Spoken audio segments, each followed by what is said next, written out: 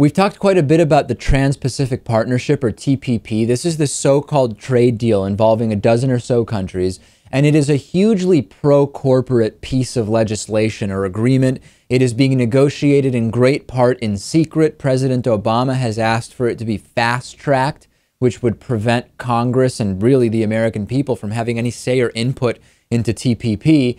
It would create very strong intellectual property protections, which would be very, very good for big businesses. It would also have relatively weak environmental regulations, which would be very, very good for big businesses and their bottom lines, but would allow the destruction of our environment. That has been an absolute disaster. And now we have heard from WikiLeaks that there is yet another kind of trade type deal that is happening, which would be terrible for Americans. This is called, it's specifically the Financial Services Annex of TISA, the Trade in Services Agreement. And there are these negotiations going on, which would help bypass efforts by governments to rein in large corporations by pushing through it's called a trade agreement. If you hear me hesitating to use that term, it's because it's not so much a trade agreement. It's really just a pro-business umbrella type of legislation. That is what's being proposed here. And this would be hugely advantageous for big corporations. And it would basically say, no matter what governments do, we're going to resist government authority to impose these regulations on us. And what's amazing about this, I don't know that everybody is seeing it this way, Lewis, but if you think about the sovereign citizen movement, if you think about the extreme small government, libertarian, anarcho-libertarian type conservatives, right? If you look at their ideology saying, the government does not have authority over me, the government is not a legitimate source of law or policy, these corporations are essentially arguing the same thing, but at the corporate level. It's the same type of anarcho-libertarian type ideology that says, you know what, we decide what we allow the government to tell us to do. The government don't decide. And I haven't really heard too many in the media making this connection.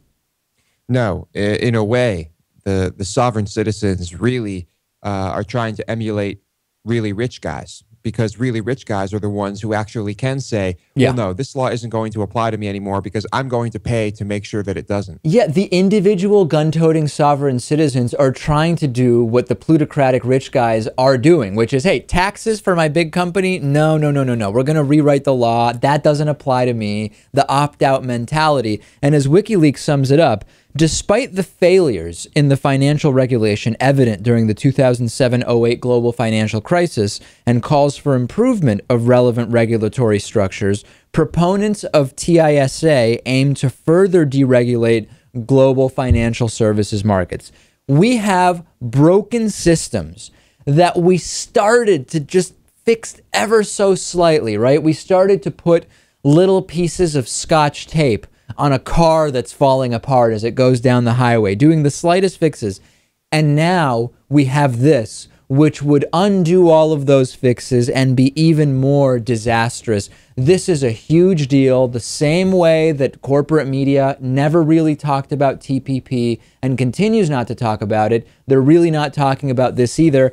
And you know, there's two sides to this, Lewis. On the one hand, we know that large corporate media interests are controlled by lots of the corporations that want to see this type of legislation go through. So that's one part of it. At the same time, we have the component that it's not that easy to concisely sum up TPP and TISA, and it doesn't really make for that exciting of a story. And I think that's also a part of why we're not seeing corporate media coverage of it. It's a lose-lose for corporate media. So what's the point? I understand them not wanting to bother. And as far as the administration goes and those organizing this, it's being talked about in secret for a reason, because it would outrage everyone who knew about it. Almost everyone. We still have a small contingent which believes, and maybe it's not that small, that businesses can regulate themselves. All businesses have internal and obvious rational incentives to make sure that they never do anything that's bad for the environment or for their customers or for Americans or for the stock market or whatever the case may be.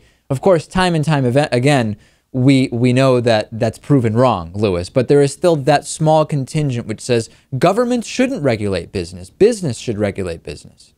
And that small group of people are probably, well, most likely the ones involved with the businesses we're talking about here.